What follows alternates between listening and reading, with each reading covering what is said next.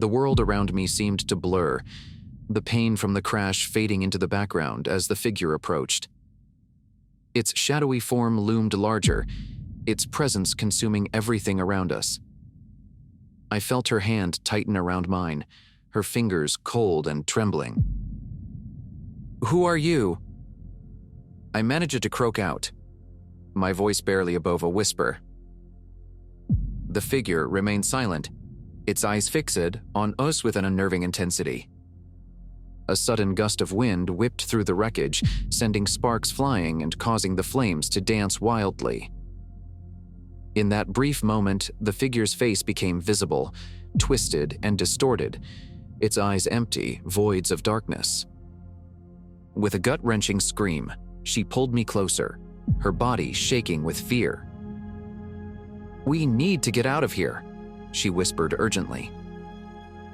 I nodded, my heart pounding in my chest. With great effort, I managed to free myself from the wreckage, pulling her along with me. We stumbled away from the burning car, our feet crunching on the gravel as we tried to put as much distance between us and the figure as possible. But no matter how fast we ran, it seemed to always be there, its shadowy form trailing behind us like a haunting specter. We were trapped in its twisted game, a game with rules we didn't understand. We reached a clearing, our breath coming in ragged gasps as we tried to catch our breath. I glanced around, searching for any sign of escape, but all I saw was darkness stretching out in every direction. "We can't keep running," she said, her voice trembling. "We need to confront it." I looked at her, her eyes filled with determination and fear. She was right.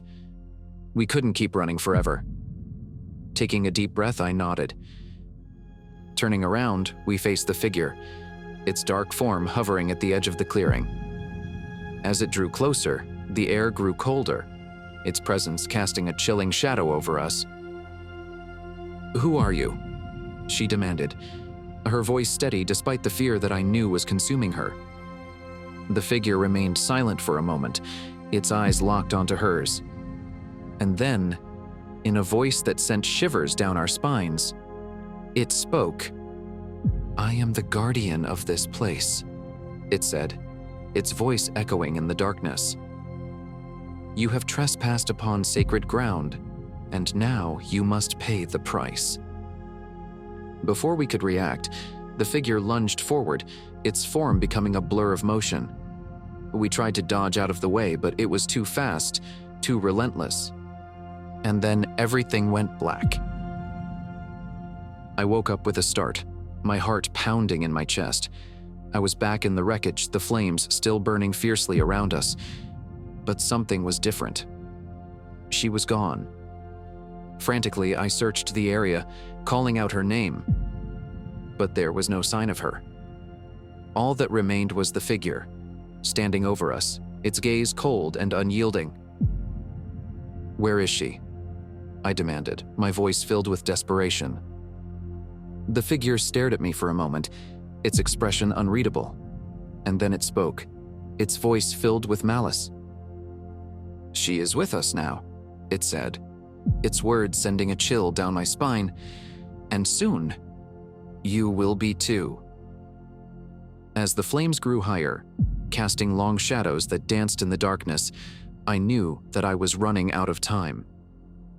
Trapped in a nightmare with no escape, I could only hope that somehow, somewhere, there was a way out of this endless darkness. And then, just as the flames began to engulf me, everything went black once more, leaving me in a state of agonizing uncertainty, unsure of what would come next. When I came to again, I was no longer in the wreckage. Instead, I found myself in a dimly lit room, the walls covered in ancient symbols and markings. The air was thick with the smell of must and decay, and a cold draft sent shivers down my spine. I looked around, trying to make sense of my surroundings. There was no sign of the figure or her, just the eerie silence of the room. Slowly, I got to my feet, my body aching from the crash and the ordeal. As I explored the room, my eyes fell on an old, weathered book lying on a wooden table. Curiosity getting the better of me, I approached it and began to flip through its pages. The text was written in a language I didn't recognize, but the illustrations told a chilling story of rituals and sacrifices, of beings from another realm.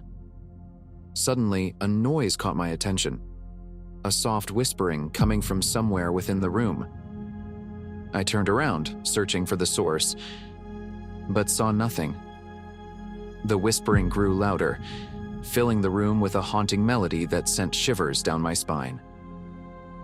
And then, from the shadows emerged the figure, its form as menacing as ever. Beside it stood her eyes empty and lifeless, a vacant expression on her face. "You shouldn't have come here," the figure said, its voice echoing in the darkness. "Now you will never leave." As it spoke, the room began to shake, the walls pulsating with energy. I tried to run, but my legs wouldn't move, paralyzed by fear and disbelief.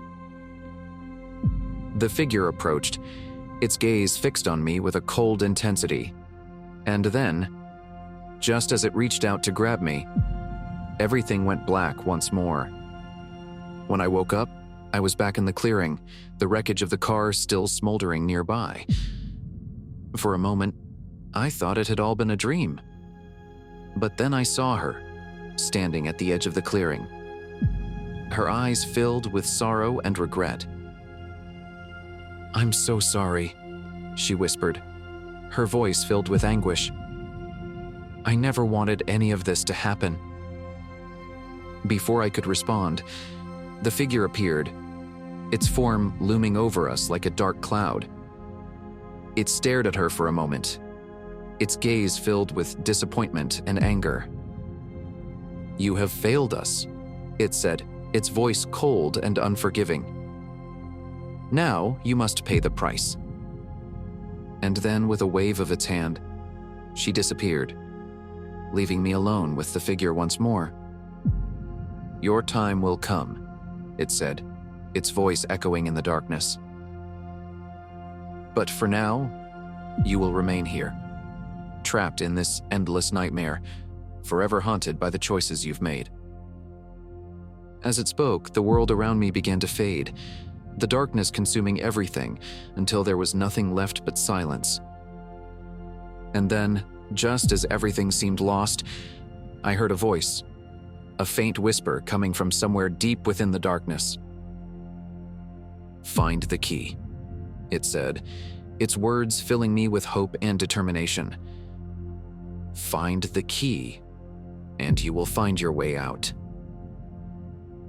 With those words echoing in my mind, I knew that my journey was far from over, that there was still a chance, however slim, to escape this endless nightmare and find a way back to the light.